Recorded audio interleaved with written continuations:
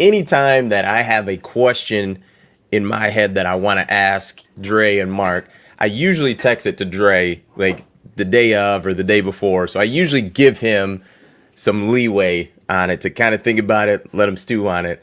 With this question, I specifically did not text it to him Oh, because fun. I want the Raw. raw reaction. Reaction. Yes, Okay. that's what I want. So let me lay it out for you. Okay. Michigan football, they basically from the beginning of the season until the clock hits zero of the Big Ten championship, everything is exactly the same. You lose to Michigan State, beat everybody else, beat Ohio State, beat Wisconsin or Iowa, whoever in the Big Ten championship. You're conference champions again, headed to the playoff. At that point, could a claim be made that Jim Harbaugh is at that point the best coach in the conference? Because I know most likely, I think most people would say Ryan Day, but at that point, you're looking at 2 straight years of Jim Harbaugh beating Ryan Day, both home and away, winning the conference 2 years in a row, and obviously, well, let's assume that Ohio State does not make the college football playoff. So, I mean, what are your thoughts on that? Could a claim be made that Jim Harbaugh is the best coach in the conference at that point? A claim, sure. I think to be totally fair, I think it will say he's on par for Ryan Day.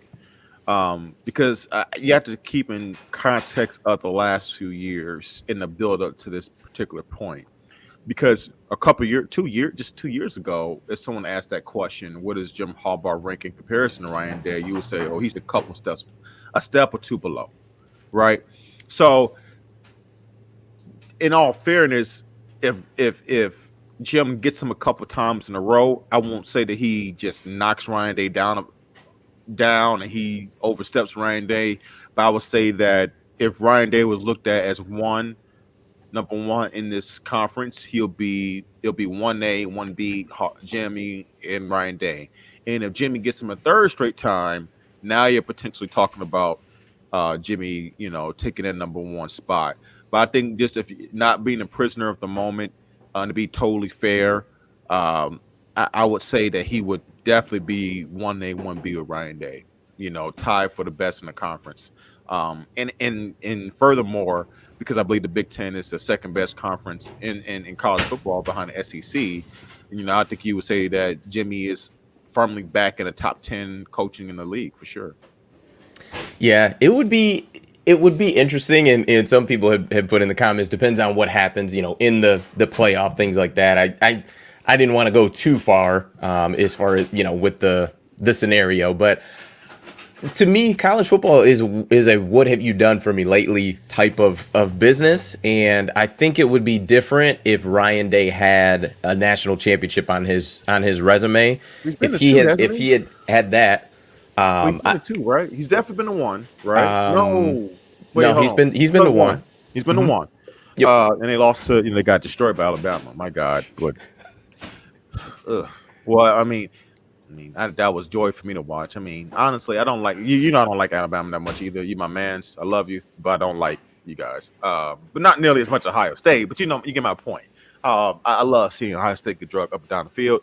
Um, my favorite part of that whole game, side note, was seeing Devontae Smith on the sideline, and he said, you can read his lips. He was saying, "It's too easy." Do you remember that? Do you recall that? He was like, "It's too easy. Like this is way." It's like, bro, it's too easy. Give me the ball. Like they had no answer. Like I'm like, yeah, Devontae, that's how my corners felt against Ohio State in 2018. Um, but see, I can't. This is why people say I'm negative. It's just I let my pain turn to that's the only way I can do with my pain as a fan. Is I turn into comedy. So when people get like, why are you always doing the bag on Michigan? It's because I'm not. When they hurt me, my only therapeutic way of dealing with it is to make a joke out of it. If not, I'm just going to be depressed. But anyway, um, yeah, I mean, it would be huge. But I just think that if you just say, "Oh yeah, Jimmy's better than Ryan Day," if he beats him 2 years in a row, you might be slightly a prisoner at the moment, but he is definitely tied and on his way to unseating him for the number one spot for sure. But you have to keep in mind too what people would say is, Harbaugh finally got his quarterback or the quarterback right, and now he's caught up to date and is now surpassing him. Like that we can agree that would definitely be in sports talk, like for sure. That But would that would be the there. trajectory is, see, I guess even though I truly appreciate and I give Harbaugh a lot of credit for last year, it doesn't wipe away the totality of what he's done at Michigan, and overall he's been good. But it's like it's still like in that scenario that you painted, he would be what 0-3 versus Mel Tucker in the scenario you painted. How is that Yes. possible? Right? Like it will still be like these black marks where it's like, hold on a second now. Like the guy's resume is at that point would be pretty good, but it still has like these black marks, and I'm just like, hold on now. Like I don't know. I just think that you just gotta be careful just because the guy has a couple of really good years in a row that it just washes away everything he did in the past. I mean, like I think I'm not a Clemson football fan, but I would love to find out how long did exactly Malachi just talked about Dabo. It took the words right out of my mouth. I would love to find out, how long did it take for Dabo to win over Clemson fans? How many years in a row did he need to dominate the ACC before like the beginning some of the pitfalls along the path to get to where they were start to become a distant memory and not so relevant anymore. So for me personally,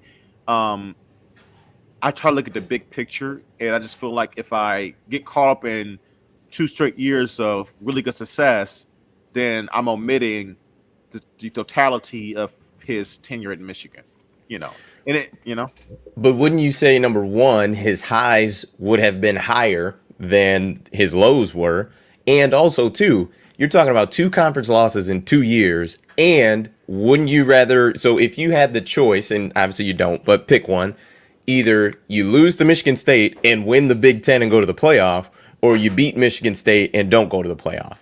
Say you whatever lose to Ohio State and you don't go to the you don't win the conference, don't go to the playoff. There's the probability of going unscathed the entire season and winning the conference championship in the Big Ten. It's just very low. The probability of that is very low. yeah, but you know what? Let's flip this then. And we're being objective. We're trying to be objective here. It's easy for me as a Michigan fan. I could go the whole route with, yeah. I mean, I want to see Ryan Day as soon as possible. As soon as we beat him a couple times in a row, bye. We're better than you. Move on. But I'm trying to be as objective as possible. And if you flip it, I mean, does Ryan Day really have a ton of bad lows at Ohio State? I mean, it's been pretty much, he's for the most part, sustained the success that Urban Meyer started, besides winning a national title. It's not like Ohio State's had a down year for them in which they lost 3 games, go 9-3 or something like that. I mean, they've been pretty much who they've always been, which is, a top 7, top 5 program in the country, where Michigan under Harbaugh has been, for the most part, what they've always been, which is what, top 15, top 12 program in the country year after year. So, I mean, it's not like Ryan Day has done anything to, like, I don't know. I have to ask a Ohio State fan, like, what can you really say? Like, man, this guy has been an absolute failure. He's killed our program. He's pretty much done what's been expected of him. I mean, Trusted won a natty, but for the most part has had this success. Urban Meyer won a natty, but pretty much had around this success. You think Urban Meyer he underachieved at Ohio State, for God's sakes. So I mean, absolutely like, do. I don't know, man. Like I just think that But to me, they're the difference is Urban took over a team that had, I mean, at that time they had Luke Fickell, who was the interim head coach for that time. They were dealing with sanctions, if I'm not mistaken. So it's they were talented, absolutely, when Urban got there. But and I'm not saying that Ryan Day's a failure or anything like that, but he took over a really good team. Like he had the rare opportunity to take over a team where the coach wasn't fired. Well, the coach left. He left due to medical reasons. So usually an opening happens because you're being really bad, right? Like Right. Brian Kelly, he got that job because Ed Orgeron had a disaster of a stretch and got Right. fired, right? So I don't think anyone's expecting Brian Kelly this year to win a national championship because the coach just got fired for performance. Like they performed poorly. So I think, while I'm not saying that Ryan Day was bad, to me there's a big difference of what Urban did at Ohio State and what Ryan Day has done at Ohio State. But And the only reason, hold on, this, but the only reason Ohio State was able, even had that off year was because of the whole stupid, what was it? The whole little paraphernalia, or whatever. the tattoos and stuff, I Yeah, think. like that Yeah. Terrell Pryor and all those other guys got in trouble for. I mean, for the most part, it wasn't like they had like like it was never due to performance. Why they had that off year? It was sanctions, and their program had like a essentially a, you know, off year because of that, right? There's some of the star players couldn't play, their coach had to resign, all kinds of stuff. So it was kind of weird. So I look at it's not like Urban Meyer like had to rejuvenate that program. They just had like a weird situation that happened.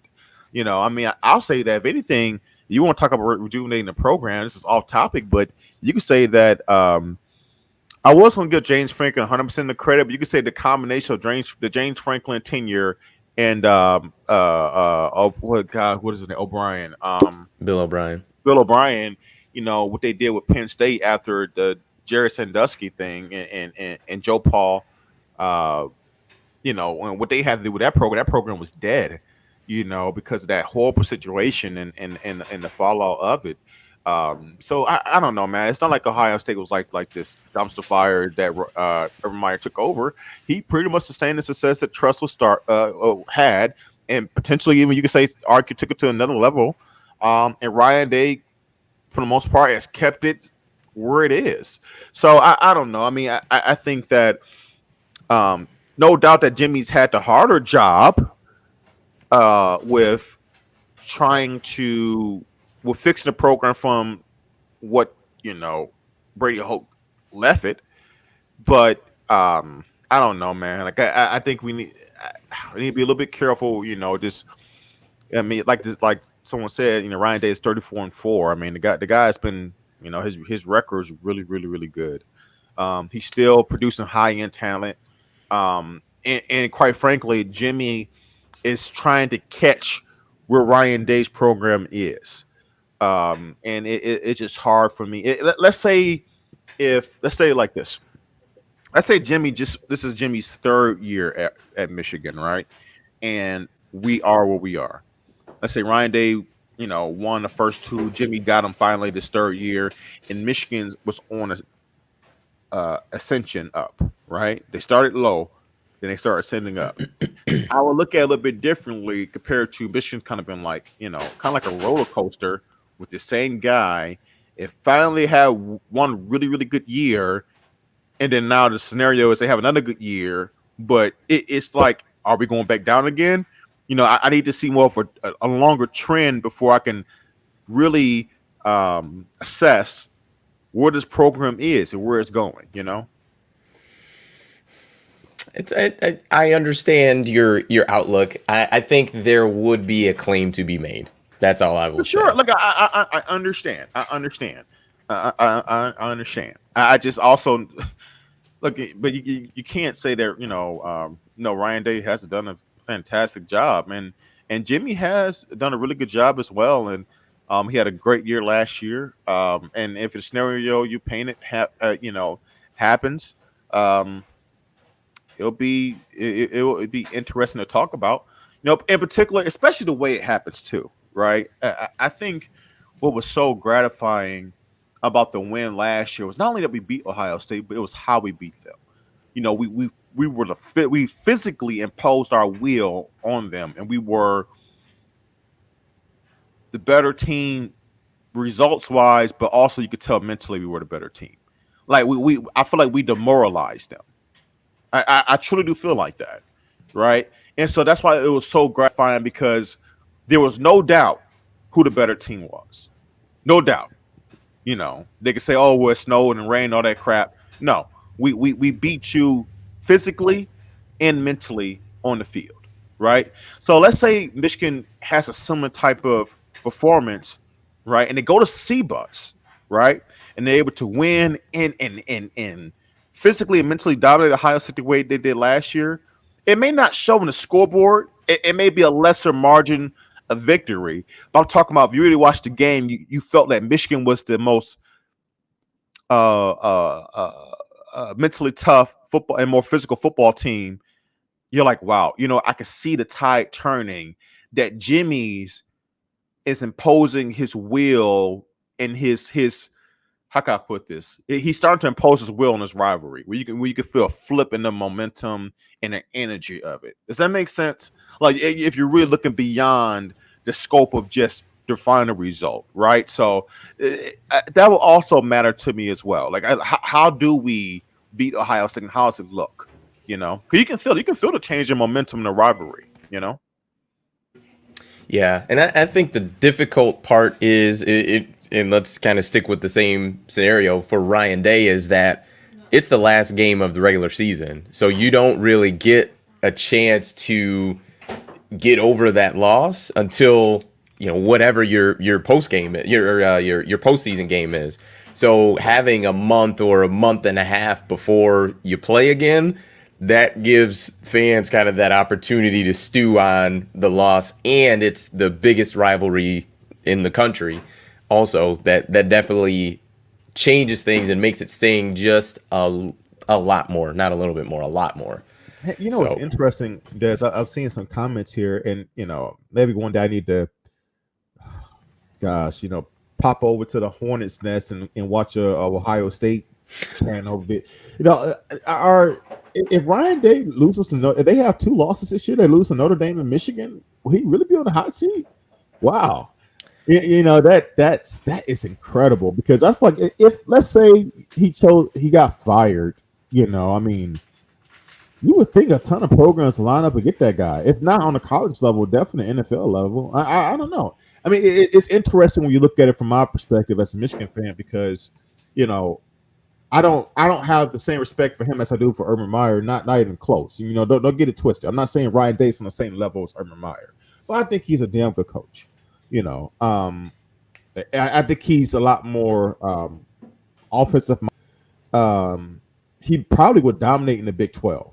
He probably fits better in a Big 12 or Pac-12 type of scene, based on the type of way he wants to run his offense, and maybe that's ultimately what leads to his demise at Ohio State, because he doesn't run a type of team that they want there. But it's interesting optically, thinking about, man, let's say if that scenario plays out, they go 10-2, and he finishes what 46-6 at Ohio State. I'm like, that's insane. And he gets fired. That shows you his levels of expectation. yeah, I mean, I fans may want him fired because fans are fanatics, but I don't think there's any way that Ohio State fires him if they have a 2-loss season.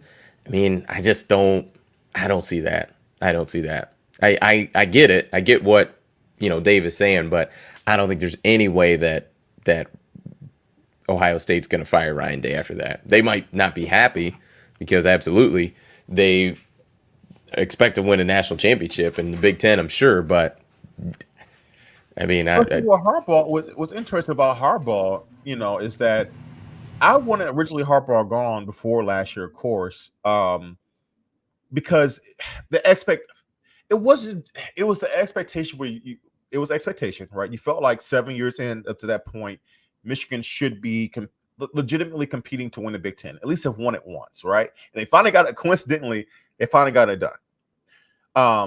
But in the midst of that, it was like this roller coaster of just ups and downs. You're barely splitting with Michigan State. You're getting your butt handed to you by Ohio State, your biggest rival, and it was like there's not much substance. That was like the biggest thing for Harbaugh, right? And I was like, man, why should we hold on to this guy when there has to be any substance to these years? Yeah, we have like these empty 9, maybe 10 wins, but they felt empty. And so I'm like, man, you got to find a way to kind of have something in the trophy case. But it's just interesting, some people are like, this is just supposed to be a Michigan channel. Yes, guys, but we're talking about, in comparison, the other side. It's just wow.